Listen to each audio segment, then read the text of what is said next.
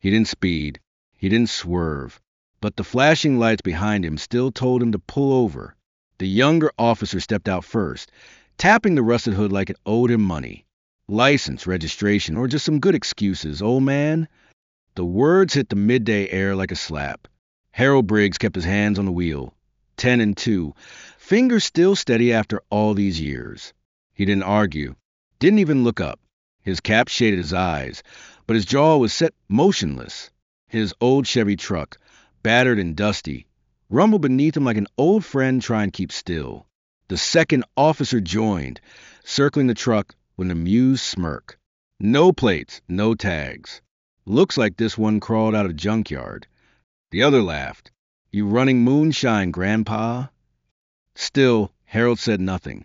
Silence wasn't weakness. It was discipline. He'd learned long ago that speaking too soon only gave people more to misunderstand. He was coming back from the hardware store. Bought lumber and supplies to fix a ramp for a neighbor down the street, Mrs. Clancy. Stroke took her legs last year, but not her pride. Harold understood that. He never charged her. Never charged anyone. The officers pulled open the driver's door. One leaned in, catching the scent of dust and pine, and something older, grease, maybe. Got ID, one barked. Harold reached slowly, carefully, for his wallet. He handed over a worn license and a laminated card that read, U.S. Army, retired. The officer scoffed. Retired. Huh? What from fixing tractors? The other took the ID and stepped back to the cruiser. The silence stretched long enough for the sun to slide an inch higher in the sky. They pulled him out of the truck, told him to sit on the curb. No cuffs, but no respect either. A camera phone across the street started recording. A teenager whispered, Grandpa got busted. Laughter followed. Harold didn't react. His legs ached from the concrete. But he didn't shift. He'd sat longer in monsoon rains, waiting for evac. This wasn't suffering. This was insult. What's in the back? The younger officer asked. Lumber. Screws. Cement mix, Harold replied quietly. Tools too. Yes. For what? Ramp. Sure it is. One officer found a notebook in Harold's breast pocket. He flipped it open. Names. Some with stars. Some crossed out. What is this, some kind of code? Names of men I served with, Harold said. The officer tossed it on the ground. Cute. The elder officer chuckled. He probably thinks he's Rambo. Another round of laughter. Harold didn't blink. Inside the glove box was a folded certificate, Bronze Star, 1983. Below it, a photo of a much younger man, faced Dirt Street, flanked by a squad of soldiers, rifles slung low, some behind them. The younger officer stepped out first, tapping the rusted hood like it owed him money. Before we dive in, let us know where you're watching from today. And if you like this story, don't forget to subscribe. Sir, we're going to need to verify this vehicle, the officer announced, clipboard in hand. Not road legal. Could be stolen. The truck had a historical designation, but explaining that now would only make them defensive. Harold knew the type, knew where this was headed. They weren't evil, just young, green, mistaking power for judgment. Across the street, a gas station clerk named Mike was watching. He'd served too. Different war, same instincts. He picked up the phone. Yeah, you're not going to believe this. It's Harold. They've got him sitting on the curb like he's nobody. Back on the sidewalk, the sun beat down. Sweat gathered in the folds of Harold's shirt. One officer leaned against the cruiser. The other drank coffee. Says he's retired Army. One said, maybe we should call social services. The other laughed. Yeah, maybe he's lost. Harold looked straight ahead. He wasn't thinking about the officers anymore. He was thinking about the boy in Afghanistan who used to salute without being told. The one who had written letters back to base every week. The one who had made a promise to never let disrespect go unanswered. The clock ticked past 30 minutes. Still, Harold waited. Not because he needed to, but because the moment wasn't done teaching. And someone, somewhere, had just picked up the phone. The heat rolled in thick waves off the pavement. Harold sat motionless on the curb, his palms resting on denim knees, his cap pulled low. Cars passed. Some slowed, others didn't. A few people stared. One or two took photos. A group of teenagers across the street laughed, one raising a phone and whispering, "He probably doesn't even know where he is." Someone else said, "He should have stayed home. Old guys like that shouldn't drive." The officers were still checking the truck. The older one leaned inside the cab, searching through the glove compartment. He ignored the folded Bronze Star certificate, the aging letter from the Department of Defense, the creased photo of Harold with a younger unit standing in mud with rifles and exhausted pride. The officer pulled him aside like clutter, like trash. He found nothing worth interest and closed the door. Harold said nothing. He didn't move. He had learned long ago that dignity was not something you had to speak for. It was something you protected by doing nothing at all when doing something would only feed ignorance. The younger officer returned from the cruiser, holding the license. No warrants. Nothing exciting. His partner smirked. Figures. Just another stubborn old man playing soldier. He nodded toward Harold. Should we check his meds? Maybe he forgot who he is. Neither of them saw Mike Henderson pacing inside the gas station. Mike had recognized Harold the moment he saw him, not from photos, but from stories, from silent salutes at the VFW hall, from the ramp Harold built for his cousin after the stroke, from the time Harold refused to accept any payment, just nodded once and drove away in that same truck. Mike dialed a number, one he hadn't used in years. "You're not going to believe this," he said, voice low, steady. "They've got him. Sitting. Just sitting there like nobody." Outside, the minutes dragged. Harold adjusted the bill of his cap. His fingers brushed the patch above it. U.S. Army. Special Forces. The stitching had faded, but it still meant something. At least to him. He had nothing to prove. He didn't wear his service like a badge. He wore like old boots, quiet, broken in, but still strong. The officers leaned against their cruiser, sipping iced coffee, talking in low tones. One had his foot up on the bumper. The other pulled out a ticket book. Expired registration. Improper display of plates. Unsafe vehicle, he listed. Stack it all. "That's over $1,000, the younger one noted. "Yeah, rules are rules."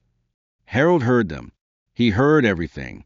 The tone, the smugness, the assumption that he would fold or rage or beg.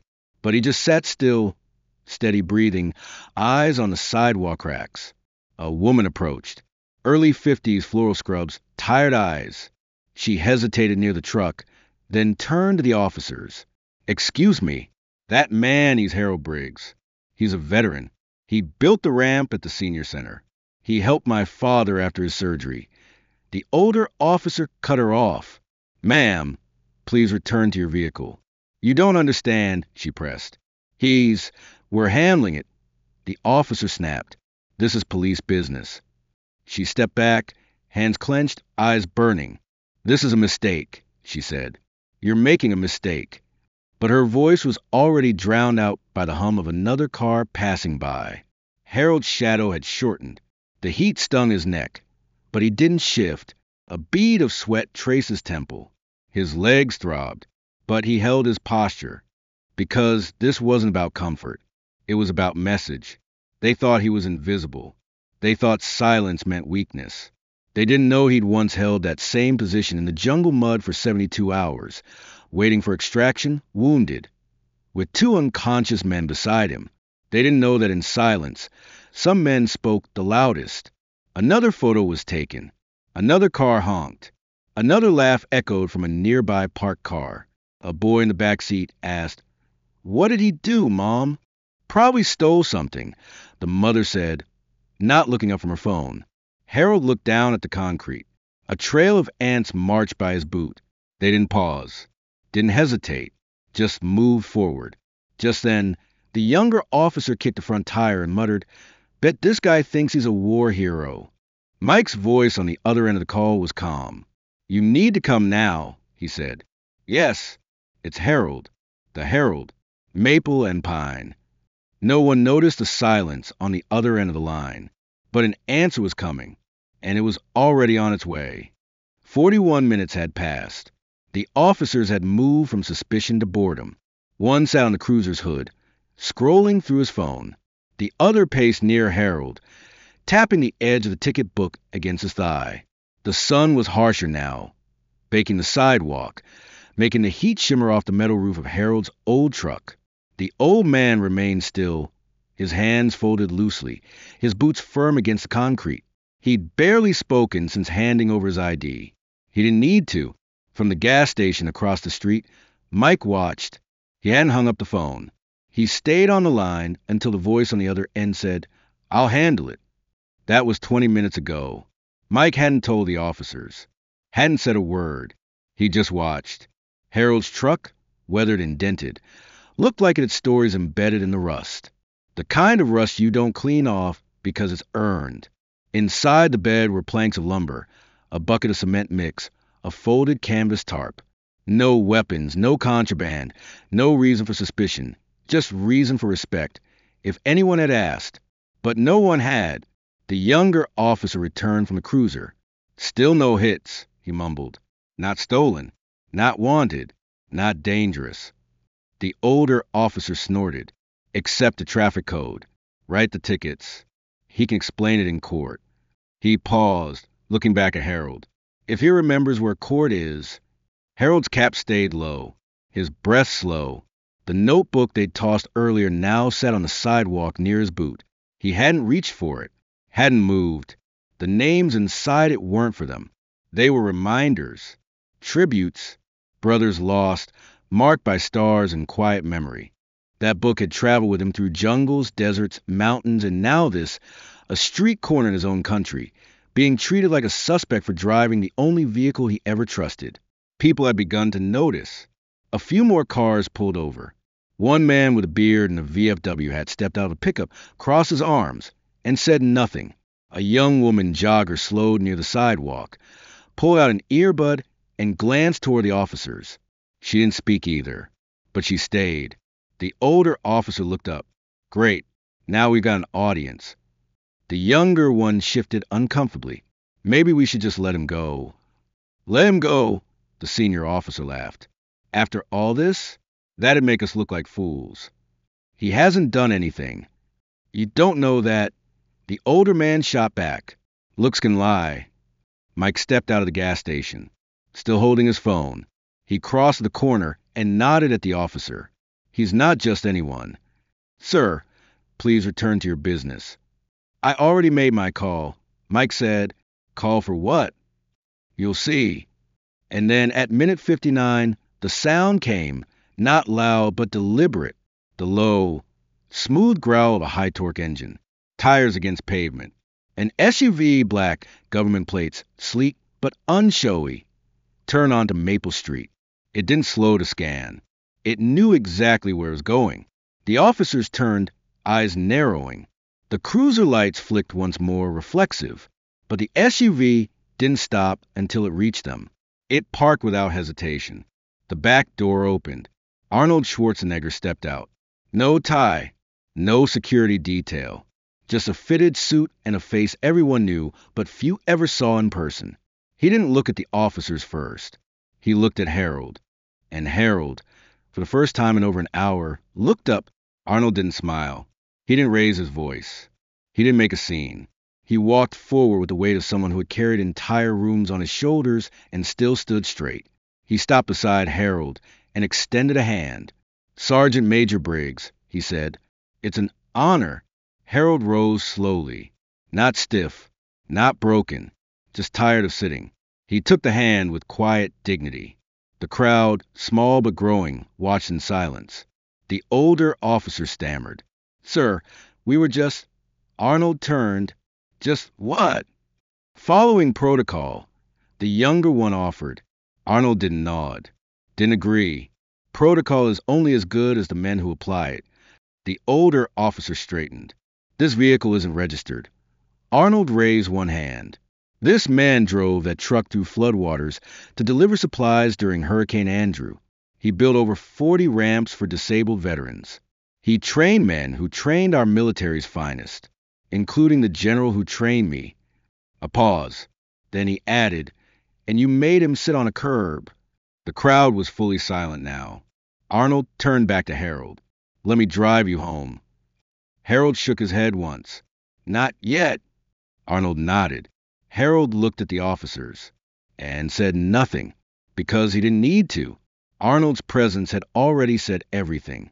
The crowd didn't cheer. They didn't clap or shout. But something shifted the moment Arnold stood beside Harold. It wasn't just the presence of a former governor. It was the weight of quiet authority. A man who didn't need to raise his voice because the silence around him did all the speaking. The two officers stood stiffly, clipboard at their sides, eyes darting between each other, and the SUV still idling nearby. Harold remained upright, dust clinging to the knees of his jeans, the faint imprint of the sidewalk still marking where he'd waited without complaint. Arnold turned his attention back to the officers, slowly, deliberately. "How long has he been sitting here?" he asked. Neither responded immediately. The younger one cleared his throat. "Sir, we were just verifying the vehicle status. There were no plates visible. We were going to issue citations." Arnold nodded once. "And in the meantime, you had him sitting on concrete, under the sun?" The older officer straightened. "We followed procedure." Arnold didn't blink. Procedure is not an excuse for disrespect. From across the street, more people gathered. Phones were already recording, held just low enough to seem casual, but angled up to catch every word. One woman whispered to another, "Is that really him?" The other replied, "That's Arnold Schwarzenegger. What's he doing here?" No one had an answer yet, but everyone could feel the question had already changed. Arnold took a few steps closer to the truck. He placed his hand on the driver's side door like someone greeting an old friend. "This truck," he said, loud enough for everyone nearby to hear, "delivered medical supplies after wildfires in Northern California. It pulled stranded neighbors out of flood zones. It moved materials for over a dozen wheelchair ramps across the state." He turned back. "But none of that would matter to you, because you never asked who he was." Harold stayed silent. He didn't need to validate anything. The truth stood tall on its own. Arnold pulled a folded document from his inside jacket pocket. He handed it to the older officer. The man unfolded it carefully, his expression tightening as he read.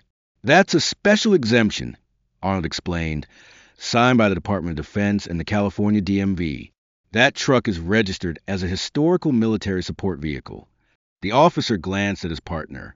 "We weren't aware of that." "Because you didn't bother to check," Arnold said, not unkindly, but without softness. The younger officer took a step forward. "Sir, we didn't know who he was." Arnold looked at him, calm and unflinching. "And that's exactly the point. You never know. That's why respect comes first." Mike from the gas station crossed the street, hat in hand. He stood just behind Harold, then quietly passed a small item into his hand. Harold looked down. It was his notebook, the one the officer had tossed to the ground. Harold ran his thumb along the crease where the cover had bent. He didn't say thank you. He just gave Mike a small nod. That was enough. A woman from the crowd stepped forward. "That man built a ramp for my husband after his stroke. He worked through the rain. Never asked for money. Just said, 'Glad to help.'" Another man added, "He showed up every week to our senior center with groceries, even when gas was $5 a gallon." A teenage boy raised his phone and said, "I think he helped my scout troop fix up our campsite last spring." The stories flowed like water breaking a dam. In that moment, the image of an old man beside a rusty truck transformed, not into something new, but into something the officers should have seen all along. Not a suspect, not a burden, a man who had spent his life lifting others. Arnold listened, not interrupting, not embellishing, just standing beside Harold, one hand resting lightly on the man's shoulder. Eventually, the younger officer stepped forward again. He looked Harold in the eye. "Sir, I want to apologize for the way we treated you. I didn't recognize you. I didn't know." Harold didn't blink. "That's the problem," he said. "You didn't try to—" The older officer opened his mouth but said nothing. Arnold finally broke the silence. "This won't be buried. Not today. Not again." He turned to the crowd. "If you believe service should be met with respect, not suspicion Remember this day. Then he faced Harold. You ready to go home? Harold looked around. The people, the cameras, the eyes that now saw him clearly. He nodded once, but not because he was tired, because his message had finally landed. The ticket book never made it back out. Neither officer moved to issue citations. The waiter just unfolded, pressed into the sidewalk like a heat wave, spreading through the crowd until even the bystanders who hadn't known Harold Briggs found themselves standing a little straighter. Arnold stood beside the truck, his expression unchanged, but the space around him had shifted, not because he demanded attention, but because his presence reminded everyone what it meant to truly notice someone. A boy in the crowd whispered, "Who is he?" His mother didn't answer right away. Then softly, "He's a man who shows up when no one else does." Harold leaned against the open truck door, finally letting the ache in his knees settle. But he didn't sit. Not yet. There was something about this moment that deserved to be seen all the way through. He reached into the glove compartment and pulled out the photo. Not for show, not for sympathy, just to hold it in his hand. A younger version of him, flanked by men whose names still echoed in his notebook. Men who had bled beside him, laughed with him, gone without recognition just like he almost had. Arnold looked over. "That's from '83, isn't it?" Harold nodded. "Jungle Extraction. 2 days in mud, 1 radio, no backup. You saved 9 that day," Arnold said. "Only 5 made it out," Harold replied, eyes still on the photo. "But we carried the rest." A man in a USPS uniform stepped forward from the edge of the crowd. Mr. Briggs used to leave bottled water out on the porch every summer. Said it was for the male men who didn't bring their own. A nurse added, he donated blood every month for 30 years. Never missed. Even when he had the flu. An older woman stepped up next. "That ramp at the VA? The one with the rail that never rusts?" That was him. He came on a Sunday. Wouldn't take a dime. One by one, voices filled the space. Not loud, just steady. People who'd never met each other, now connected by the same man. Not because he asked to be remembered, but because he'd done what mattered when no one was watching. Arnold stood still, letting it all build. Then he spoke. "You see this truck? It's part of California's disaster registry. This vehicle was authorized to deliver aid during wildfires, floods, and blackouts. It's old, yes, but it's earned every dent." He turned to the officers. "And the man who drives it, he's done more for this state than most people with medals on their chest." One of the officers swallowed hard. The other adjusted his belt, eyes fixed on the ground. Arnold took a slow breath. Service doesn't always wear uniform, but when it does, and when it comes back home, it deserves something better than suspicion. The camera phones were still out. The story was already uploading, streaming, spreading. But Harold didn't pay attention to any of it. He was watching the younger officer, the one who'd cracked the first joke. The kid looked up finally and met his eyes. "I was wrong," he said. No script, no excuse, just those 3 words. Harold gave a single nod. "Don't be wrong with the next man." Arnold stepped to the side and opened the truck's passenger door.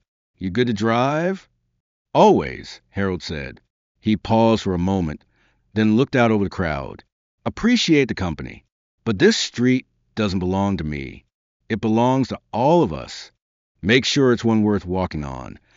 And with that, he climbed in. The truck rumbled to life with a familiar growl, the kind of sound that had weathered decades but still refused to quit. Arnold stepped back, gave a quiet wave, and let the old Chevys pass a line of silent spectators. No escort, no fanfare, just respect. And on the windshield of every patrol car from that day forward, a new decal would quietly appear. 6 simple words, black text on white background. You never know who you're stopping. The footage spread faster than anyone expected. Before Harold even turned onto his street, his name was trending, not because he asked for it, not because he chased it, but because a moment that was supposed to humiliate him had turned into something else entirely. Something honest. Something unshakable. The video showed everything. The rusted truck, the officers circling, the silence, the SUV arriving, Arnold stepping out. But What caught people most wasn't the confrontation. It was Harold, not moving, not fighting, just standing. Dignity on display, like a flag no one remembered how to fold. By that evening, the diner down the block from Harold's house had a framed screenshot of the moment Arnold extended his hand. The caption underneath read, "Service deserves respect." Customers pointed at it and shook their heads. How did they not know who he was? Someone said. You'd think they'd be trained better. But that was the point. Training doesn't teach you to recognize humility. It doesn't prepare you for quiet greatness. Harold didn't attend the press conference the next day. He was back at work, cutting lumber for another ramp, this time for a Navy vet who'd lost both legs to diabetes. The man didn't even know Harold had gone viral. He just knew the ramp got built before the city permit came through. That's how Harold worked. Fast, quiet, free. At the sheriff's department, changes started immediately. The two officers were not fired. Harold wouldn't have wanted that, but they were suspended, required to attend new training. Not on traffic stops, on recognition, on humanity. The department brought in veterans to speak. Former medics, old pilots, a woman who once parachuted into enemy lines and came back without a foot. The officers sat in folding chairs and listened, some with arms crossed, some wide-eyed, but they listened. Arnold visited the academy himself, not with cameras, not with a speech, just with presence. He sat in the back of the class as the footage played again. At the end, he stood up and said, "That man built more than ramps. He built bridges between people who forgot how to look each other in the eye."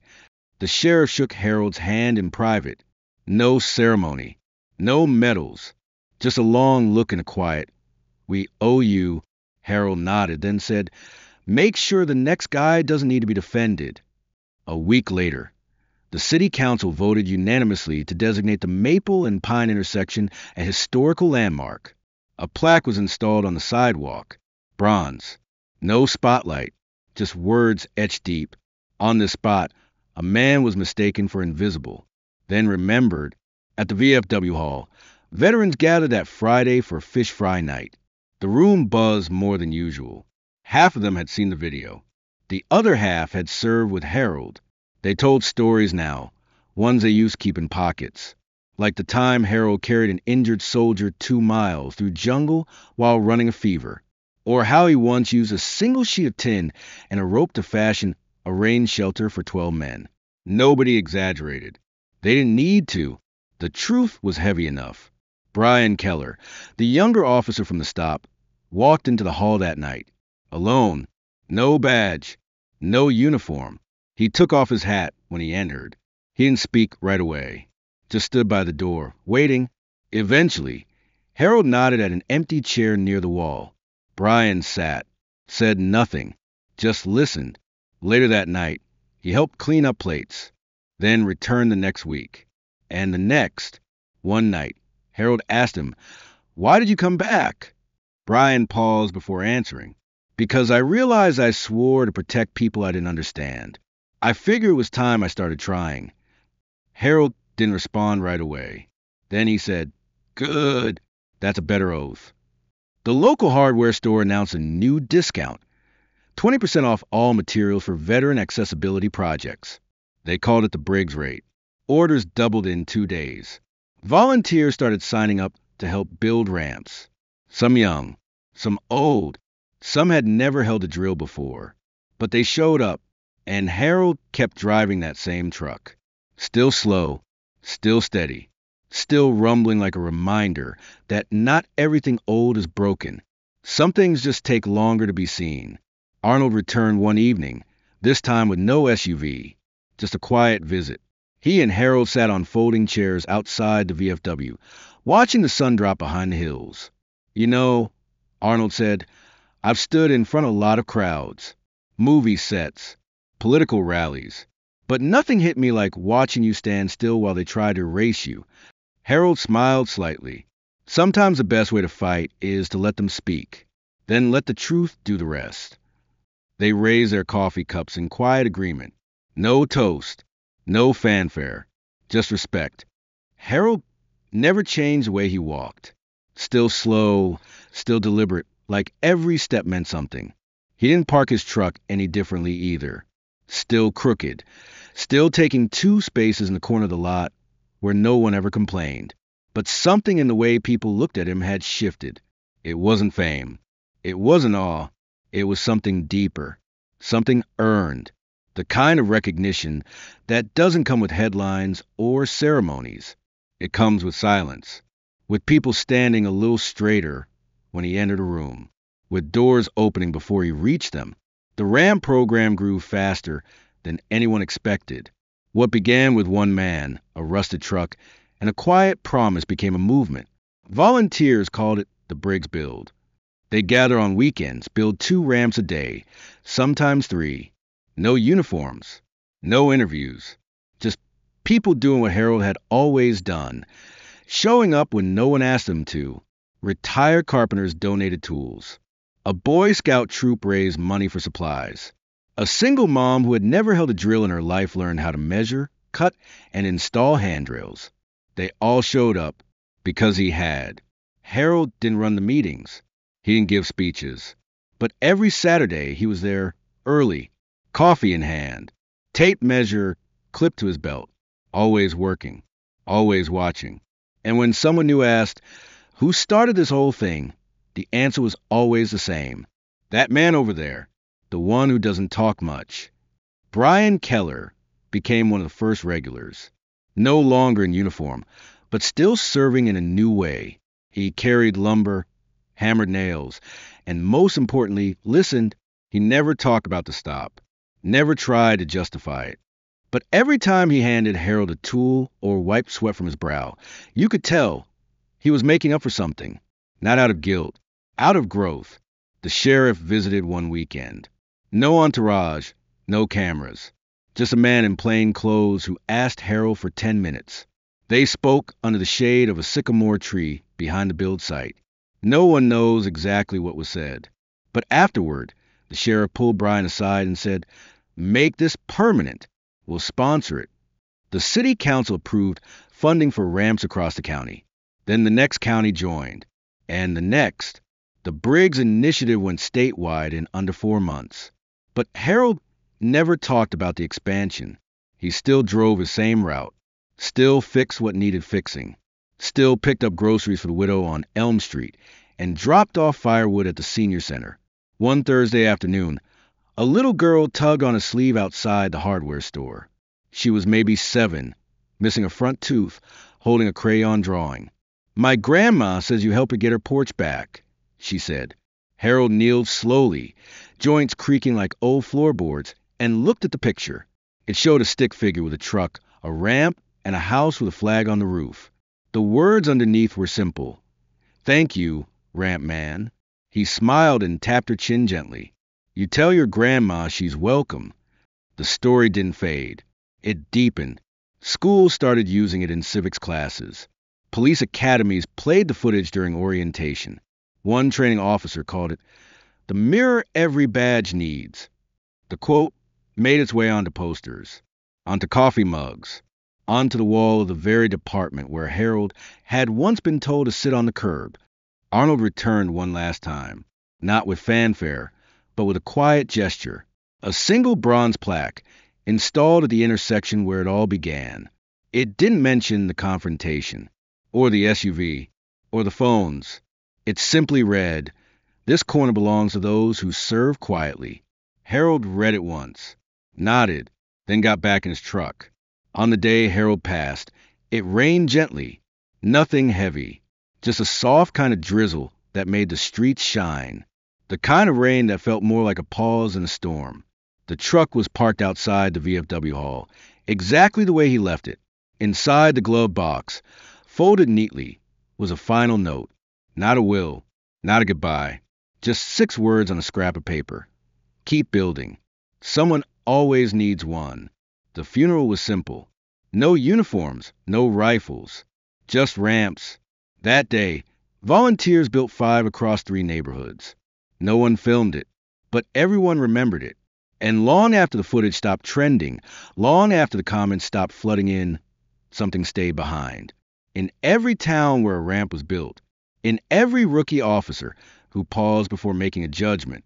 In every driver who slowed down just enough to nod at a rusted truck rolling by. Because now, when people see that truck, they don't see dents. They see legacy and respect. That never rusts.